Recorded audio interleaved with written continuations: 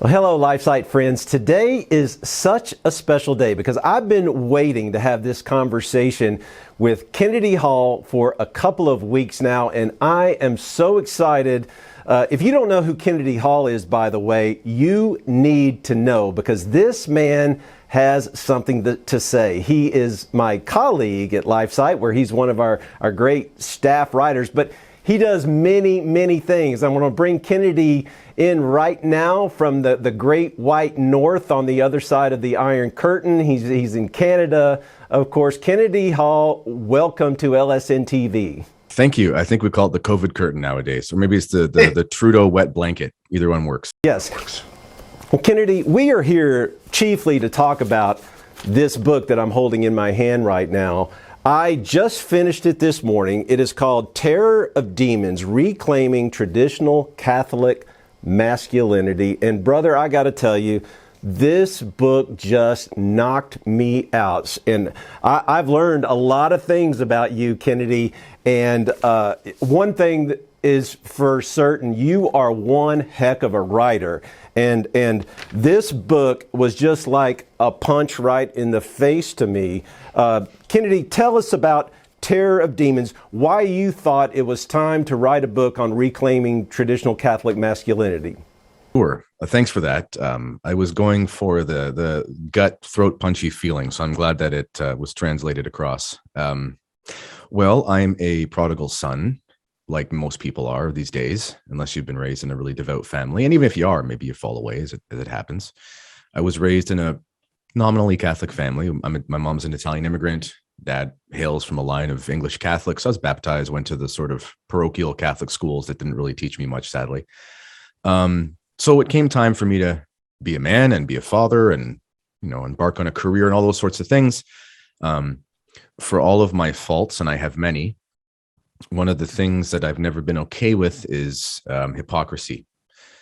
So when I decided that I wanted to be a teacher, I wanted to teach in the Catholic school system, which I had great fond memories from, irrespective of the theological problems, that they were great schools as far as it goes, great football and that sort of thing. And I remember I had to attest to a religious belief to teach in the school, which makes sense. I mean, you're supposed to be Catholic to teach in them. And I remember knowing I was going to have to do that. So I had made the decision before I went to teachers college that I was going to say, yes, I'll enter teachers college with the intention of going through that Catholic stream. And then I'll make my decision at the end, whether or not I actually believe the religion and will teach in the schools or whether I'd go the public school route. C.S. Lewis has a quote where he says something like, the minute a young man decides to look honestly into Christianity, that's the moment he actually starts becoming a Christian. That was the same thing for me. I was a secular, I call myself, I was a Joe Rogan bro. I was into, the secular masculine things, trying to find my way, looking into science and evolution and all these sorts of things. And then I decided to look into the faith. And when I did, I found a wealth of obviously theology and everything. But then when it came time to go deeper and I was having children after my major reversion at Guadalupe, which we can probably talk about as we go on, I realized that it was hard to find a single resource. It really was. I mean, I've looked everywhere for a single resource for Catholic men. And there is one from TAN. It was called the Manual for Manhood or something like that. And really what it was a collection of some writings from saints and then an encyclical from Bishop Olmsted. And it was fine, but it wasn't really a practical guide. So I thought, I've been devouring all this stuff for the last few years. I think I can write okay. So I basically decided to do it as a spiritual exercise for myself. And I thought, this will be helpful for me. It'll help me organize my thoughts. And then if people want to buy it, good for them. And it sort of turned into this thing that it's become, and it's had more success than I ever dreamed of. Yeah, Kennedy, although you're a prodigal son and you really embraced the faith as an adult, there was a moment, though, when you were a high school football player that you set up in the very first chapter, the very first page of this fine book, where you talk about you witnessed something at Mass one day that you will never forget. Why was that moment such an impact for you? And tell us what that was. Sure. So for our American viewers, yes, hockey is number one up here, but football is a very close second for a lot of people, especially as a school sport. And I had the privilege of playing for the Catholic Central High School Crusaders in London, Ontario. and we won the equivalent of state a couple times, provincial title. We don't have states; we just call it province. And big quad A school. It was a wonderful thing, and I had these amazing coaches who I don't know anything about their personal piety. I haven't seen them in years. I don't know if they adhere to all the dogmas of the church. I have no idea, but I do know that they led by example about being virtuous and taking the faith seriously. And one of the things that we had to do is we had to go to mass on the morning of games. Now, usually our games were on Thursdays. So we go to morning mass at 7:30 in the morning before class at the cathedral downtown London, Ontario. It was great. It was a fun thing, dress up in a shirt and tie and go. And but this one game, it was the semifinal for the, let's call it, state championship. And because of global warming, there was a massive dump of snow in early December. And it was December 2nd or 3rd or something like that. It was actually a pretty early snowfall as far as the size of it goes. And it was huge. So the game was supposed to be on a Saturday, but it got snowed out. So we were playing on artificial turf.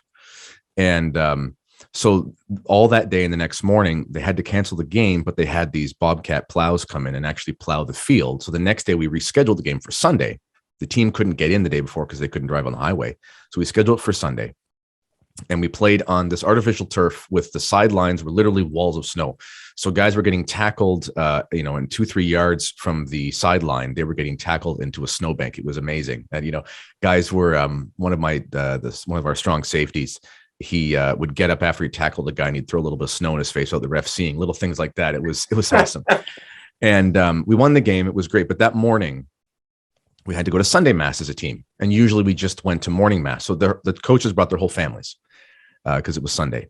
And I was in there. We were in this spot that was reserved for the football players. And our coaches came in with their families. And these men were giants to me. One of them actually was. He was about 6'5" and a former college wide receiver. But the other guys, it was their persona. They were so big to me. I would run through a brick wall for those guys. Literally, it's not a joke.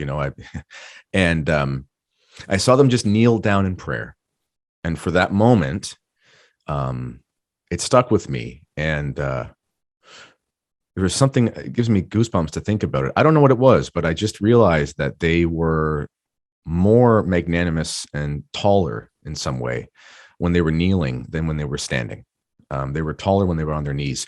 And it's just a moment that stuck with me for years. And when I went to apply to Teachers College and had to consider Catholicism, that moment, along with a couple others, was actually at the front of my mind. And I realized I didn't know what tradition was in the sense of the religion, but I knew that whatever my ancestors had done, they had done great things, and they gave me this religion. And I owed it at least to those men to give it a second thought. Yes, Kennedy, but what you go on to describe in this book, and it really made me want to run through a brick wall and eat roofing nails at the same time, is that you go on to describe the absolute crisis we have in masculinity in this effeminate culture. Men have become effeminate. You don't have to look any further than the prime minister of your great country, Justin Trudeau. I mean, this guy is really, sadly, a symbol of male effeminacy today. Yeah, and we should probably define what we mean by that as well. The term effeminate does not mean feminine, which I've since released. I released this book self-publishing in May 2020, and just at the beginning of 2 weeks to slow the spread. And and some of the criticisms were from people who had no idea what it's about. They believe that effeminacy means femininity. That's not the case. I don't know why the words have a similar etymology to them. I have no idea. English language is a funny thing. But the word effeminacy means a reluctance to suffer due to an attachment to pleasure. Okay. And so St. Thomas Aquinas talks about it. It basically means being soft. So he uses an analogy in the Summa Theologica that's like a door that yields to blows easily, that's rotting, a piece of wood that's rotting. You could actually technically say it's an effeminate door. So when we talk about virtue, when a man is effeminate, it means he doesn't have any virtue. And the word virtue literally means strength. And it actually comes from the word vir, which means man in Latin, which is why in old literature, you see things like, he handled that situation manfully, even if he's a boy. right? Or you even find in spiritual writers that are women in the Catholic Church, you'll say, they're looking for manly nuns. They don't mean modern pantsuit wearing nuns. They mean nuns who have virtue. And obviously our political correct culture, they can't stand this, but that's what the word means. And yes, Justin Trudeau, he is the epitome of an effeminate man. He is hiding from truckers. He's hiding from his own citizens. He is just ruining everyone's life, and for no reason. He's just a petty dictator. And all of the problems in our society, I believe, and in the church, every single one could be boiled down to effeminate men who are not willing to suffer because they have attachments to pleasure. And because of that, the bad men are able to take over. Yeah, Kennedy. And, we're having this conversation one day after the news broke with Pope Francis, making the statement that apostates are still members of the church. So now, we have the leader of the church telling men that it's okay if you sin. You really double down on sin in this book, and you talk about the reality of heaven and hell, and why men need to have a real grasp of just what the church teaches, what the deposit of faith is on that subject. Yes, I'm not a military man. I'm more of a sports guy, so I'll use sporting analogies, but I've listened to a lot of podcasts and things like that from Navy SEALs, and I think they apply. If you want to have success in anything that you do, you have to have a strategy. And in order to have a strategy, you have to recognize what your obstacles are going to be. And you have to have a plan to meet them head on, defend yourself against them, and one-up them or overcome them. This is the same in sports. This is the same in business. This is the same in military history. If you don't recognize what the threat is, then you can't defeat it, and it'll defeat you. One of the greatest lies in the church today is, and I know it's not officially a dogma, but it's basically being peddled around with modernism, is that there's no hell, or that nobody goes there, or that there's no devil. The devil is just a personified force of, hatred or something like that. The devil's very real. Okay. Scripture is inspired by God. It's infallible. There's no errors in it. It's very clear in the Old Testament and in the New Testament, the devil's real and he wants your soul. If you don't operate with that fundamental axiomatic principle about the spiritual life, you will fail. If you don't recognize the fact that there is a hell and that the devil wants you to be there, you're very likely to end up there. I know the devil doesn't sleep. I know he's a pure spirit. But if we could use an analogy for a second, he wakes up every day and says, how many souls can me and my minions devour today?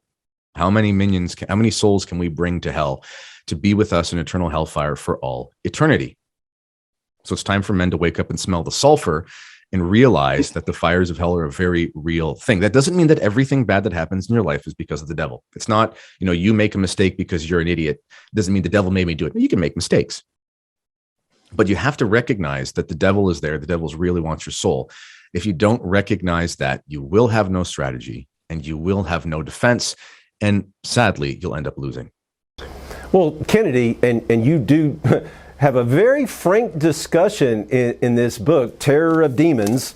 I just keep looking at this. It's such a beautiful book, Kennedy. Tan did a tremendous job publishing this. I know you must be so pleased with how this came out. But you have a really frank discussion about how the devil enters into men's homes. And, what really convicted me, I got to be honest with you, was just in the way that has led to men, including Catholic men, failing as the spiritual leaders of their family. Mm-hmm. Yes, and I think I will. I'll speak to the primary way that the devil gets in. There's a reason why they call prostitution the oldest profession. Okay, because the sins of the flesh are the most common, and they're the most they're the simplest. I don't care if you're a super intelligent, highly educated man, or if you're a very simple man. Although in today's world, being uneducated probably makes you smarter than most of the expert class. I don't care where you are. You have an animal nature, okay? So you're likely to fall to that if you're not careful. The most clear way the most obvious way that the devil infiltrates the home of men today, whether they're married or not, is through the vice of pornography. Now, I'm going to use the term evil images. I don't like the term pornography because it's become sanitized. Just like I don't like the term vaccine passport. That's not what it is. It's medical apartheid. We need to call it what it is.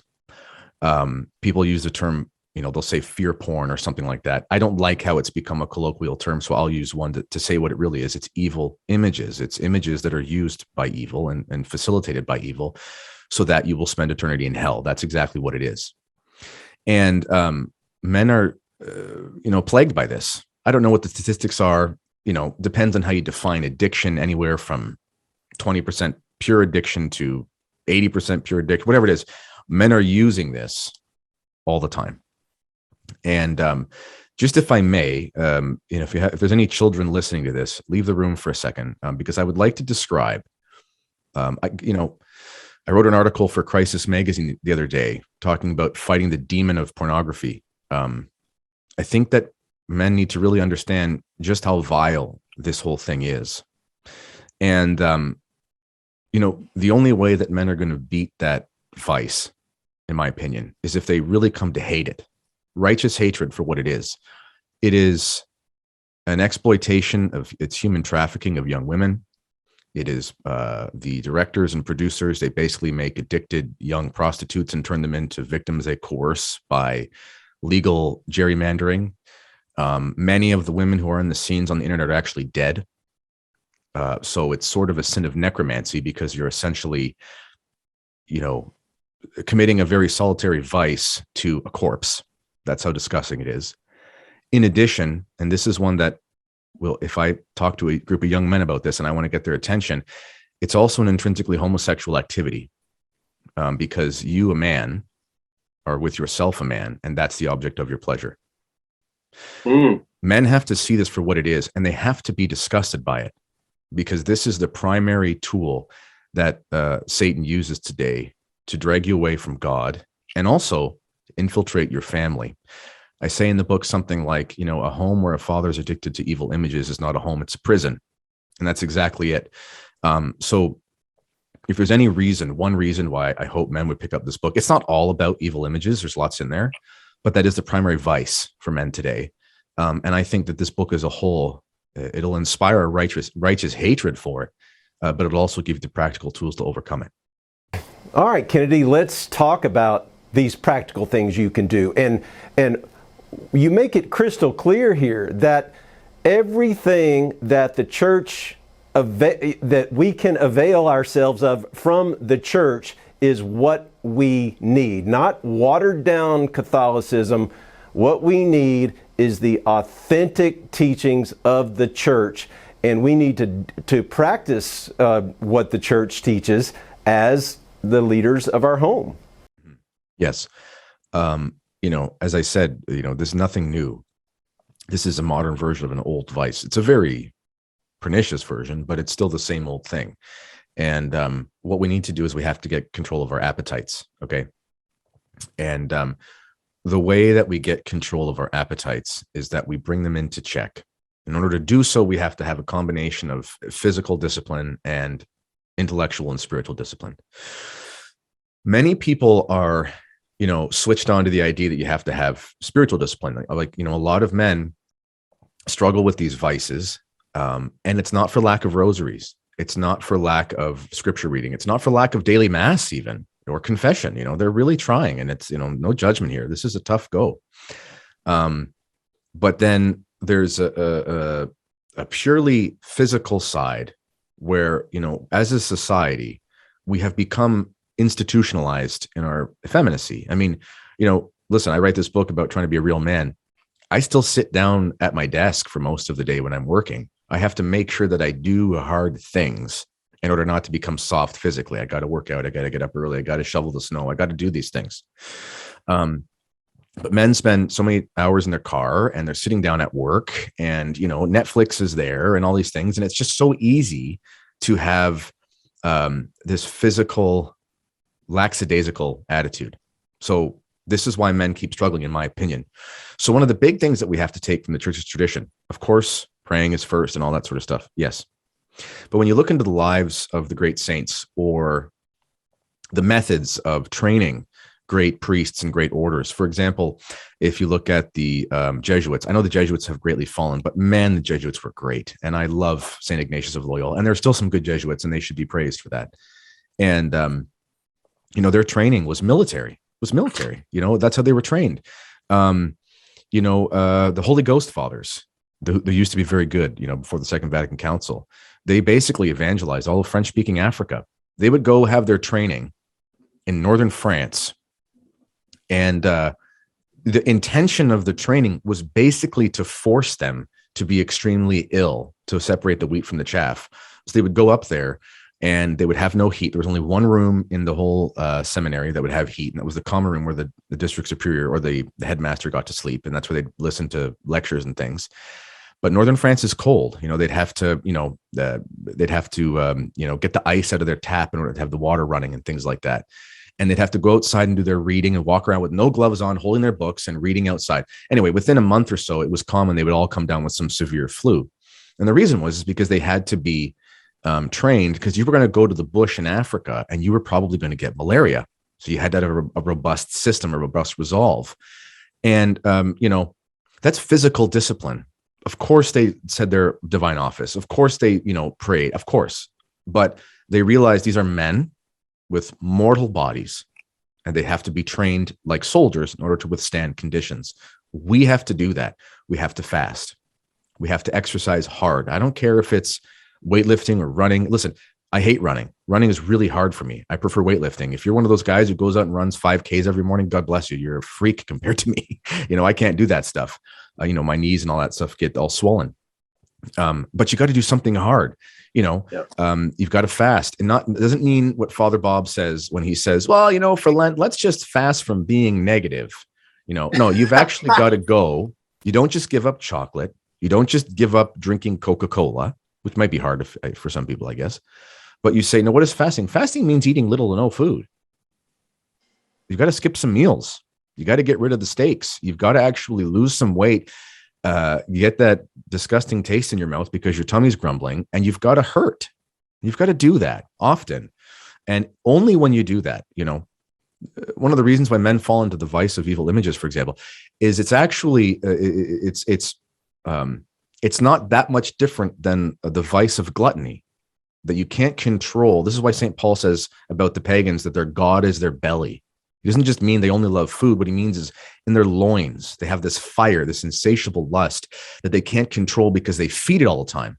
Well, if you want to get rid of your ability, or you want to get rid of your vice to evil images, one of the most effective ways is to really fast from food and become a master of your actual physical disciplines.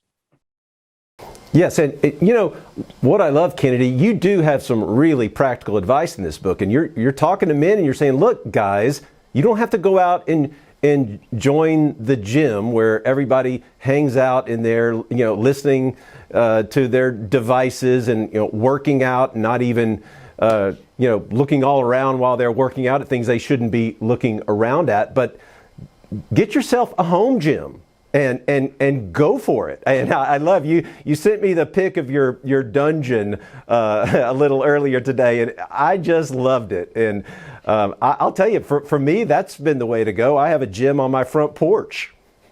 Yeah. One of the reasons why I advocate against, against going to the health club is just because, let's be honest, it's a very immodest setting, both because of the clothing, but also because of the insistence of vanity, besides the lusty part, just the insistence on vanity. That being said, there are gyms out there that I call them lifters gyms. I used to be a part of this gym it was a Gold's gym, but it had changed hands. And there was a part in that gym where it was like only power lifters and bodybuilders and serious lifters. I mean, if you found a woman in there, it was very rare. And, that's fine. You make your decisions about where you're going to go. But the health clubs are very dangerous places. So I recommend a home gym, which it was really expensive to build a home gym during the lockdowns. But everyone bought so much equipment, and it's all being sold on Craigslist and Facebook Marketplace. You can find a lot of stuff for like a quarter of the price now, and the prices are dropping. Few pieces of equipment. Listen, I grew up playing football and rugby and stuff, and I was always in these varsity gyms at university and things. And I know what an amazing gym is like. I wish I had, like a wall of hammer strength machines, all the stuff you see in NFL combine films and things. I wish I had that. But I got a bench press, I've got chin-ups, I've got squat, I've got some dumbbells, and I've got skipping rope and a dip station and a cement floor. I mean, goodness gracious, you can build a Navy SEAL with a chin-up bar and push-ups. You can find a way to be fit and strong and, aesthetically muscular even in your own home. And the nice thing too, if I didn't have a home gym, I wouldn't be able to keep my workouts up. I've got 35, 40 minutes I can, find in the morning or when the kids are asleep or something. And I can do that. And I can work out 5 or 6 days a week. Whereas if I had to drive to the gym, it's an hour and a half, 2 hour endeavor. I wouldn't be able to do it. And if I did, I'd spend more time away from my family, and I'd also be less productive in my professional life. Yep. Kennedy, just thank you. I love that part of the book because it's something that so many men overlook. And I got to be honest with you, I'm stunned like how many young people can't even do a single push-up or a pull-up. And because they're spending so much time, in the basement playing video games. It's definitely time to get with the program, as one of your coaches probably would have told you back in high school. Yeah. It's if you're not physically ready for a challenge, you have a body and you have a soul. Your soul is the form of your body.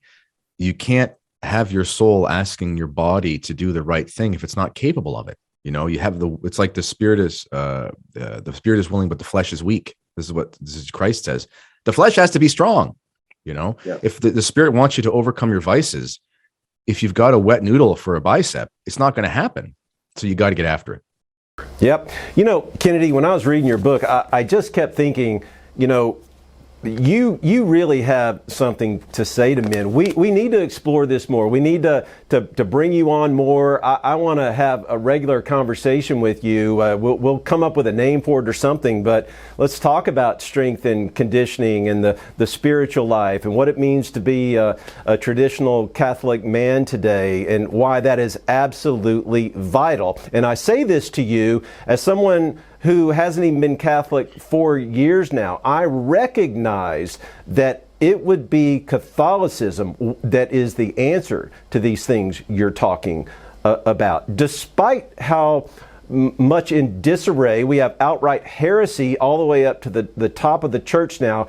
It is the Catholic Church, and I know this because I was a serious evangelical Christian for a long time, but as I really began to dig in to what Catholicism really teaches, I recognized that, being a Bible Christian meant that I overlooked a lot of things, birth control and how that has led to so many much of the insanity that we're experiencing today. So it is the church, and it's so beautiful the way you write about it in this book, Kennedy. And you talk about at the very beginning of the book, in the intro, you say, look, you got to pray the rosary daily. No excuses. You need to pray the rosary. And then at the end of the book, you tell this beautiful story about how you came to love the Blessed Mother. And I wonder if you can just share that with us now, Kennedy. Sure.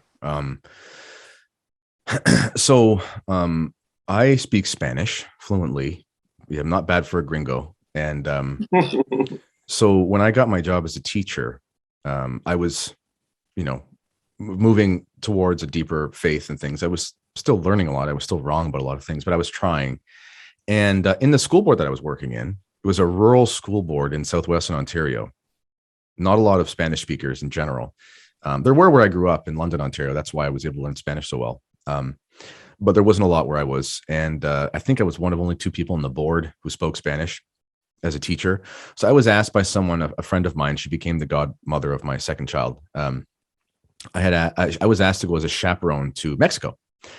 And the intention was to go and help with this mission to Mexico City, which actually was with Renewal Ministries. Ralph Martin, his thing, pretty cool place. And it's funny. I mean, I'm not a charismatic Catholic, but it's funny. I came in with the charismatics, and there's good people everywhere. And so I was asked to go to Mexico, and I kid you not, I did not know what an apparition was. I had no idea. I did not know what Our Lady of Guadalupe was. We got to the shrine on the first day, and they were like, "This is the image." And I was like, "What image? What are you talking about?" I feel like such an idiot even saying that. I learned about it while I was there. I was there because it was February and early March, and I was going to Mexico in the middle of a winter where the news had actually called it snowmageddon. We had so much snow because of global warming again. So I was going to go to this place with 28 degrees Celsius. It was a vacation. Anyway, I was open. I wanted to know more. I went there. We went to the shrine the first day, and then we spent 3 or 4 days in a garbage dump, essentially, with a shanty town, doing some very, poorest of the poor type stuff. And we visited a home for handicapped children who would have been aborted in any other country, and they had severe disabilities. And it was run by this nun who was like 92, Madre Ines, actually. She was a wonderful woman. She was like 92 years old at the time and was still kicking. And, I was very broken down. I realized, just how much of an idiot I was, how prideful, how much of a sinner I was and things. And the final day in the dump, we had mass. And, it's funny. I'm a traditionalist as much as the next guy. But it was a new mass and an Obisordo mass, and it was on a fold out card table, and we were under tarp, and it was not a glorious church or anything like that. But it was one of the most special moments of my life. And I remember taking Holy Communion and just falling to the dirt. And I just realized, it was like, from dust I come and to dust I'll return. I just realized the finitude of my life, the heaviness of my sin. I was just, it was one of those moments. And later, the next day, we went back to the shrine, and I'd finally found out what that whole thing was, So I realized how significant it was. And I remember it was like I ran up the stairs. If you've ever been to Guadalupe, it's a lot of stairs. It's a 7 or 8 minute quick walk up the stairs. And I sprinted up it, and I'm not a little person. And I knelt there in front of the shrine, in front of the shrine where Our Lady appeared to Juan Diego for probably 2 hours. I prayed the rosary a couple times. I prayed it wrong. I didn't even know what all the beads were. I knew the Our Fathers and the Hail Marys. I didn't know the mysteries. I didn't know anything. I just couldn't put the thing down. And then I sat, it's classic Mexico. 1 minute, it's like first world luxury. The next minute, it's, very third world. And so in this beautiful shrine, which was as world-class as much as the Vatican, everything like that, they had these dinky little plastic chairs where anyone over 180 pounds sat in them. The legs would bow underneath them. I'm a 240-pound ex-fullback, so I'm sitting in this chair. It's like bending underneath me.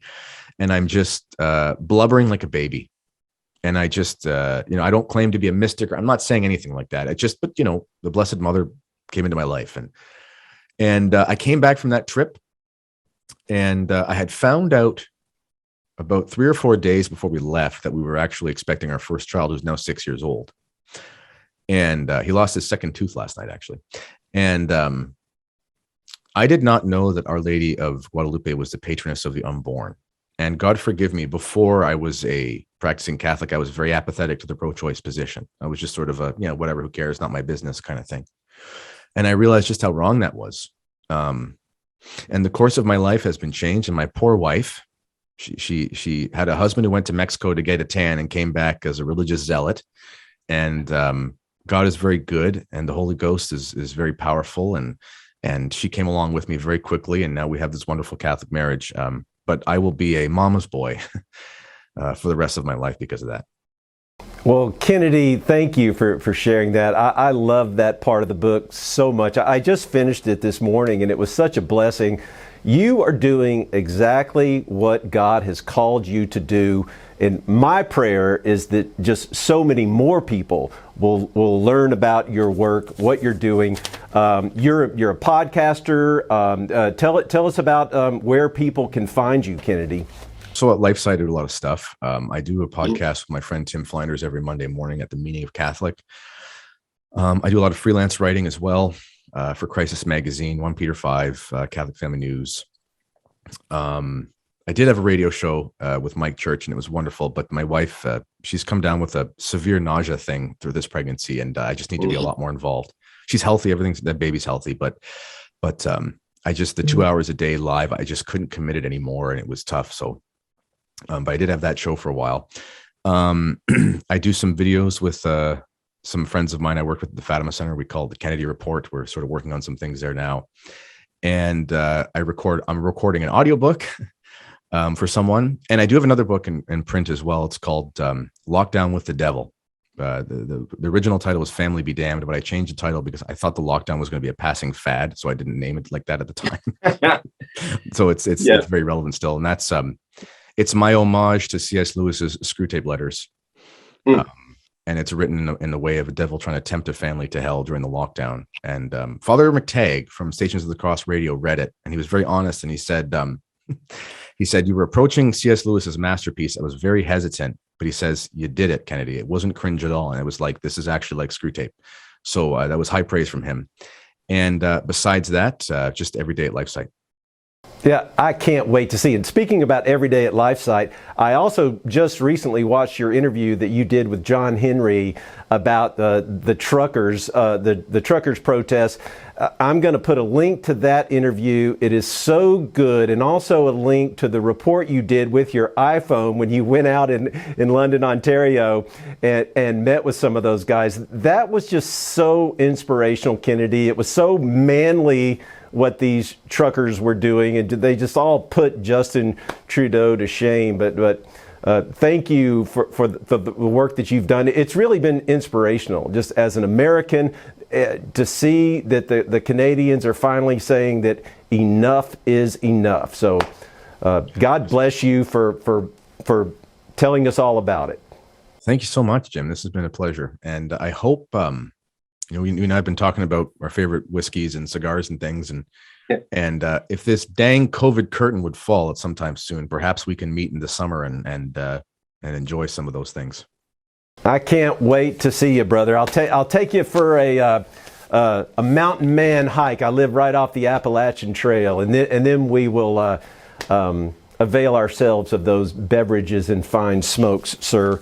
But the name of the book is Terror of Demons: Reclaiming Traditional Catholic Masculinity. This is essential reading, folks. Moms, wives, buy these for the men in your life. They will be blessed, and you know what? When they are blessed, you are blessed. So, Kennedy Hall, God bless you, brother. Thank you.